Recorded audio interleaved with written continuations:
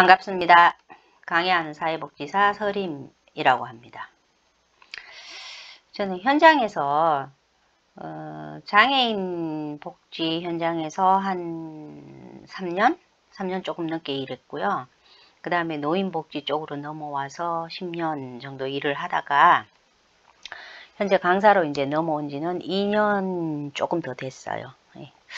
즐거운 공부가 될 수 있도록 현장에서의 일도 사례들도 좀 섞어서 열심히 최선을 다해서 한번 시작해 보겠습니다. 요양보호사 자격증 취득은 사실 크게 어렵지는 않아요. 그래도 뭐 헷갈리거나 외우기 힘든 내용이 있는 것은 사실이거든요.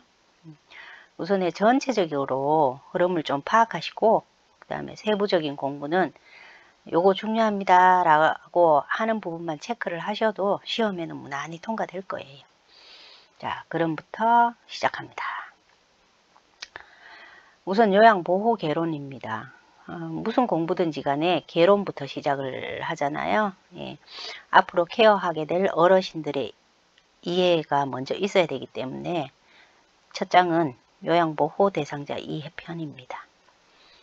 자, 그러면 학습 목표를 잘 읽어보시고 이 장을 공부하고 난 뒤에 이게 학습 목표가 내 머릿속에 들어와 있는지 확인을 하셔야 되거든요. 첫 번째가 노인과 노화 과정에 대해서 설명할 수 있어야 하고요. 그 다음에 노화에 따른 신체적, 심리적, 사회적 특성을 설명하실 수 있어야 돼요. 그리고 마지막으로 가족관계 변화와 노인부양 부담 해소 방안을 설명하실 수 있어야 합니다. 머릿속으로 잘 생각을 하시고 미리 생각하시고 시작해 봅니다. 인간은 누구나 나이가 들면서 신체의 세포, 조직, 전체적인 기능이 저하가 되는 과정을 겪게 돼요. 이를 우리는 노화라고 불러요. 노화가 진행되어서 신체적, 심리적, 사회적 기능이 감소된 사람을 우리는 노인이라고 하죠. 신체적으로 조금 더 기능이 떨어져서 움직이는 것이 둔하다라든가, 뭐 정교한 일을 못한다라든가, 그 다음에 심리적으로 이제 사회의 역할들이 많이 이렇게 변동이 되어서 이 심리적으로 위축이 되어 있을 수 있으세요. 그러거나 사회적인 기능이 대표적인 게 이제 뭐 은퇴하고 난 뒤에 직장인으로서의 기능을 못 하잖아요. 그런 게 이제 감소된 사람을 노인이라고 하죠. 현재 우리나라에서는 노인의 기준이 만 65세부터예요. 네. 만 65세 요거 가끔 시험에 나오더라고요. 네. 요거 65세 가끔 나오더라고요. 요거 한번 그냥 살짝 기억해 주시고요. 그 이상을 이제 노인이라고 부르는데 우리나라 노인 세대는 이 산업화, 민주화를 이루어내신 분들이세요. 그래서 선진국으로 발돋움 하는데 굉장히 많은 역할을 수행하셨죠. 사실 이 어르신들 때문에 우리가 지금까지 잘 살 수 있고 더군다나 요즘은 우리 국가의 한국의 위상이 전 세계적으로 그냥 어깨 쫙 펴고 다닐 수 있도록 그렇게 되었잖아요. 이분들 덕분이에요. 자, 그러면 우리 노인들이 도대체 어떤 기여를 하셨는지 한번 자세히 살펴볼게요. 첫 번째로 경제적인 기여를 하셨는데 이 1941년 그때 이제 그 일본이 진주만 기습을 했잖아요. 그러면서 이제 태평양 전쟁이 시작되었는데 그 히로시마의 원자 폭탄이 투하될 때까지 1945년까지 그 긴 시간 동안 우리는 식민지 하에 있었기 때문에 당연히 전쟁터에 끌려갔죠. 굉장히 많은 분들이 희생됐고 또 뭐 다쳐서 오기도 하고 그랬어요. 그러면서 전쟁에 있는 동안에 우리 또 남은 가족들은 또 힘들게 사셨고요. 네. 그 다음에 이제 그 원자폭탄으로 항복을 하면서 45년에 이제 해방을 맞았고요. 해방을 맞아서 참 이제 좋은 세상에 오겠구나 했는데 또 6.25 전쟁이 터졌죠. 이 남과 북의 대치가 지금까지 되고 있는데 어쨌든 이제 전쟁을 겪었습니다. 다시. 그 전쟁을 겪고 나니까 전 국토가 그냥 완전히 그냥 황폐화가 되어 버렸잖아요. 뭐 농사를 지은 농산물도 없었고, 네. 전혀 뭐 어떤 공장에서 일을 하려고 해도 공장 자체가 다 파괴가 되었기 때문에 일할 수 있는 그런 게 없었어요. 여건이 안 됐잖아요. 그래서 보릿고개를 겪을 수밖에 없었어요. 이때 보릿고개, 우리가 가장 그 보릿고개 하면 그러잖아요. 똥구멍 찢어지는 가난이라고. 그런 가난을 겪었죠. 그 과정에서도 우리 어르신들은 가족들을 먹여 살리기 위해서 정말 힘든 일도 마다하지 않으셨죠. 예, 우리 어르신들은 그렇게 정말로 뭐 힘들게 왔기 때문에 지금 이 비약적인 그 경제 발전을 했죠. 그래서 한국의 경제는 지금 세계 경제 대국 10위권 안에 진입이 되어 있어요. 막강한 강대국이 되었죠. 뭐 2017년도부터는 그 GDP가 일본을 넘어섰다고 하죠. 이렇게 경제 대국이 될 수 있었던 거는 똥구멍 찢어지는 그 보릿고개 앞에서도 절대로 포기를 안 하셨기 때문이에요. 예. 보릿고개 지나고 그 독일로 광부로 뭐 간호사로 가셨잖아요. 외화를 벌어 들였어요. 그죠? 그 외화를 가지고 또 나라에서는 국가주도 성장 정책을 실시했잖아요. 예. 박정희 정권 때 그죠? 그 1963년 당시에 한국의 그 초급 공무원의 월급이 3,300원이었대요. 근데 그 광부로 나가서 일한 그 월급은 54,000원이었다고 해요. 엄청난 차이가 났죠. 하지만 그 뭐 가난하고 힘없는 나라에서 갔었던 광부는 뭐 편한 그런 일을 하셨을까요? 막장 중에서도 가장 막장인 곳에서 석탄을 캐내셨대요. 예. 간호사들도 마찬가지예요. 간호사들도 처음에 가서는 시체를 닦는 일부터 시작을 했다고 해요. 네. 그 똥구멍 찢어지는 가난에서 벗어나고자 너나 없이 그냥 발버둥을 치셨던 거죠. 우리 어르신들이. 네, 보릿고개 시절 그 사람들은 먹을 게 없어서 산에 소나무 껍질을 벗겨서 먹었다고 하잖아요. 근데 그 소나무 껍질이 얼마나 독한지 일단 먹고 나면 일단 포만감은 들었대요. 어느 정도 해소가 되었는데 그 섬유질이 소나무 껍질 섬유질은 몸속에서 소화가 안 되는 거예요. 소화가 안 되는 것도 모자라서 그 섬유질은 딱딱하게 굳어버린대요. 돌처럼. 예, 우리가 알고 있는 채소의 섬유질하고 완전히 다른 거죠. 그래서 그 대변하고 이렇게 함께 빠져나오는데 그렇게 힘들었대요. 진짜 말 그대로 똥구멍이 찢어져야지 그게 나왔다는 거죠. 그래도 배고프니까 그것을 드실 수밖에 없었죠.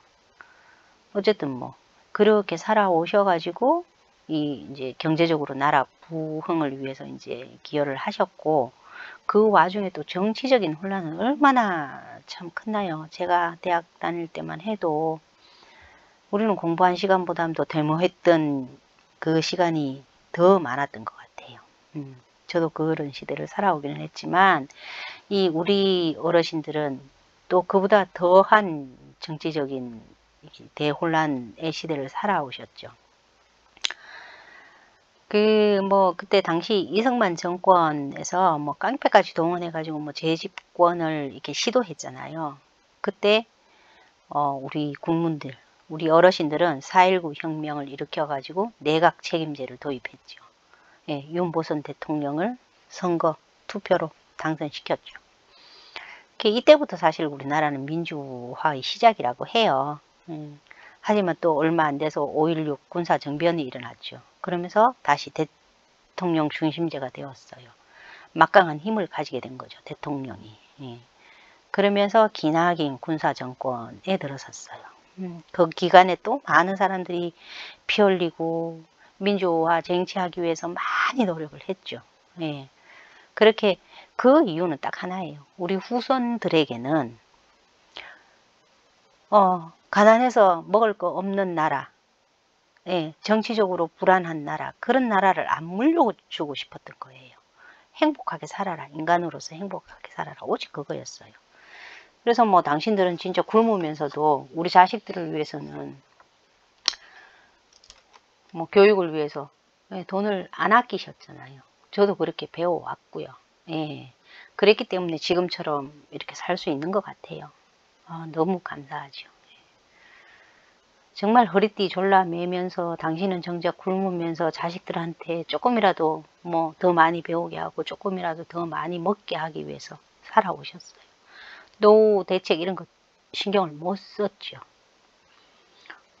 그 나중에 또 그랬었잖아요. 뭐 미국에 옥수수 밭도 가고 중공으로 뭐 기술자로도 중동으로 가고 제 친구도 보면 아버님이 중동에 기술자로 갔던 적이 있어요. 기억이 나는데 고등학교 때 친구인데 중학교 때부터 가셨대요. 뭐 처음에는 뭐 3년 기한으로 가셨는데 돈벌이가 괜찮으니까 3년 더 있다가 고등학교 졸업할 때 그때 나오셨던 걸로 기억을 해요. 예. 그렇게 막 진짜 그 중동이 얼마나 더워요. 예. 가족들을 위해서 그렇게 살아오셨죠. 예. 이 따뜻한 문화, 그죠? 그래서 이 따뜻한 문화가 참 우리나라에 그렇게 지내오다가 또 한 번 더 또 이제 아주 또 격동을 보내게 되죠. 1977년, 네, 외환위기가 찾아왔어요. 이때도 우리 어르신들은 포기하지 않으셨어요. 외환관리 잘못한 국가한테 책임도 안 묻고 진짜 뭐 다시 한번 허리띠 졸라매자, 거품 경제 걷어내자, 네, 집안에 있던 금덩어리까지 다 이제 갖다 바치고 나라 부흥을 다시 한번 위해서 노력을 하셨어요. 결국 뭐 2001년도에 외환위기는 극복이 되었어요. 근데 그 여파는 아직도 있죠. 우리 생활 깊숙한 곳에 있어요. 그 첫 번째가 양극화. 예, 잘 사는 사람, 못 사는 사람. 그 다음에 실업자, 대량 실업자가 생겨났고요. 비정규직이 확대되어서 여태까지 있어요. 사실 그전에는 제 친구들 보면 고등학교 졸업하든 대학 졸업하든 회사에 한 번 들어가면 죽을 때까지 그냥 그 회사에 있는 거라고 생각을 했었어요. 그게 이제 정규직이죠.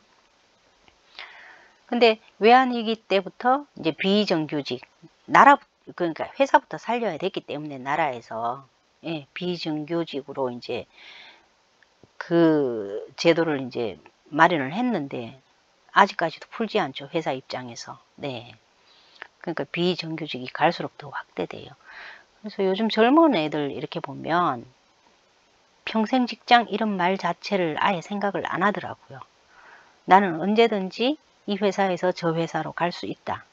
가야만 한다. 이렇게 생각하는 것 같아요. 네, 뭐가 좋은지는 모르겠어요. 일단 뭐 어쨌든 간에 소득과 빈부 격차가 너무 크게 벌어져 버렸어요. 네. 이게 옛날에 제가 경제 서적을 한번 읽은 적이 있는데 이 경제 구조가 처음에는 이렇게 시작을 할 거 아니에요. 그러니까 밑에 있던 사람들이 위로 상위권으로 갈 수 있는 기회는 얼마든지 있었어요. 그래서 우리 부모님들이 저희들한테 공부를 시켰던 거예요. 공부 열심히 해서 직장, 좋은 직장 가면 상위권 진입이 가능했죠. 근데 이게 갈수록 점점 이렇게 되고 나중에는 이렇게 되어버리죠. 이 계층사다리라는 게 여기 있어요. 지금 현재 우리는 이 세상에서 살고 있거든요. 올라갈 길이 아무리 공부를 잘해도 개천에 소용 안 나요. 예, 여기 사다리가 너무 좁아요. 통과할 수 있는 길이. 그래서 아마 뭐 부동산 투기나 그걸로라도 좀 올라가고자 하는 것 같아요. 옛날에는 이만큼 부동산이 들끓지 않았거든요. 올라갈 수 있는 길이 없기 때문에 그걸로라도 상위권에 이쪽 세계에 가고 싶은 거예요. 그렇지만 지금 현재 상황에서 보면 이렇게 될 확률이 높아요. 완전히 이거는 계층이 끊겨져 버렸어요. 밑에 있는 사람은 밑에서 놀아야 되고 위에 사람은 위에서 놀아요. 갈 수 있는 길 자체가 없어질 거예요. 점점. 네. 참 큰 문제죠. 어쨌든 뭐 이 대량 실직, 그 다음에 청년 뭐 실업 이런 것들 때문에 지금 이제 뭐 애들 결혼도 안 하고 애기도 안 낳아요. 그죠? 저출산 시대. 문제라고 하잖아요. 이게 한국 경제를 얼마나 힘들게 하는지 네, 그런 상태에 왔습니다. 어쨌든 이제 이런 분들이 노인이 이제 되셨어요. 육체적으로도 뭐 일을 할 수 있는 상황도 아니고 네. 그렇기 때문에 나라에서 이제 기여를 이만큼이나 했기 때문에 어떤 보상을 해 줘야 돼요. 그렇지만 우리나라는 아직까지 청소년이나 아동처럼 보편적인 복지가 아니고 선별적 복지예요. 골라가지고 노인들한테 혜택을 드려요. 좀 가난한 사람, 좀 돈이 있는 사람 이렇게 구분을 한다는 말이죠. 다 못 드리고. 뭐 애들이 청년들이 실업 상태인데 뭐 세금을 낼 수나 있나요? 세금을 내야지 혜택을 다양하게 드릴 텐데 그걸 못하니까 모르겠습니다. 어쨌든 뭐 나라에서 보상은 해주고 있어요. 우선에 이제 경제적인 보상으로는 지하철, 공원, 박물관 무료 혹은 감면이에요. 그러니까 나라에서 운영하는 그 공원이나 박물관 같은 데는 무료예요. 그렇지만 지자체나 민간에서 하는 경우에는 감면해드리고 있고요. 그 다음에 제도적으로 보상을 해드려요. 국민연금, 건강보험, 이걸 제도를 만들어 가지고 어르신들이 뭐 돈이 없어서 병원에 못 가시는 그런 불상사는 일어나지 않도록 건강보험 제도를 운영을 하고 있고요. 그 다음에 이제까지 사시면서 세금을 낸 거에 대한 국민연금, 노후 대책을 하고 있죠. 이 부분은 다음 장에서 더 이렇게 자세하게, 아주 자세하게 공부할 거기 때문에 지금은 이렇게만 넘어갈게요. 그 다음에 노인들 이제 사고가 있는데 이것도 다음 장에서 배울 건데 사고라고 중에 무위고라는 게 있어요. 아무런 할 일이 없어서 심심해서 죽겠는 그런 거거든요. 그걸 이제 방지하기 위해서 노인복지관이나 경로당 을 또 지어놓고 어르신들이 이용하실 수 있도록 하고 있고요. 그 다음에 정치적으로는 어버이날이나 노인의 날을 지정을 해가지고 이날만이라도 우리 어르신들에 대해서 좀 생각을 하자 이런 의미로 어버이날과 노인의 날이 지정이 되었습니다. 참고로 우리나라 노인의 날은 10월 2일이에요. 10월 2일 이것도 시험에 가끔 나오더라고요. 2일인데 왜 10월 2일이 되었느냐면 1991년도에 세계 유엔 제1회 국제 노인의 날 행사를 10월 2일 날 했기 때문이에요. 그래서 우리나라 노인의 날도 10월 2일이에요. 네, 요거 가끔 나와요.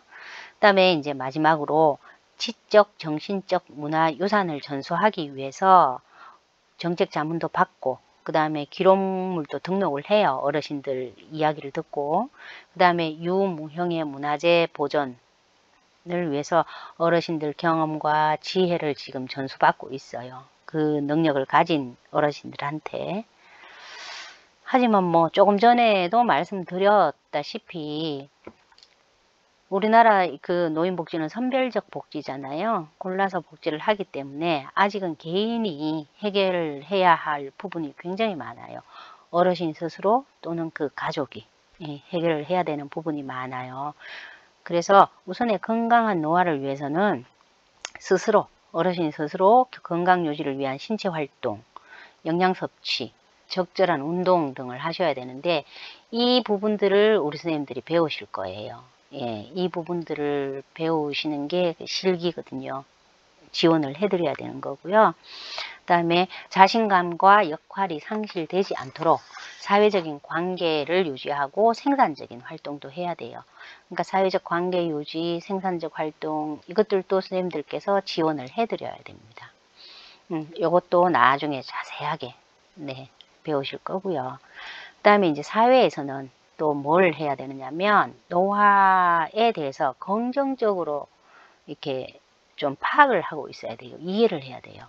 첫 번째가 일상적 균형 유지나 그 다음에 안정적인 생각 그리고 수준 높은 동기부여를 통한 직무 수행이 가능하다라는 것을 알아야 돼요. 굉장히 어르신들은 그러니까 젊은 애들은 쉽게 포기할 일을 어르신들은 쉽게 포기하지 않으세요.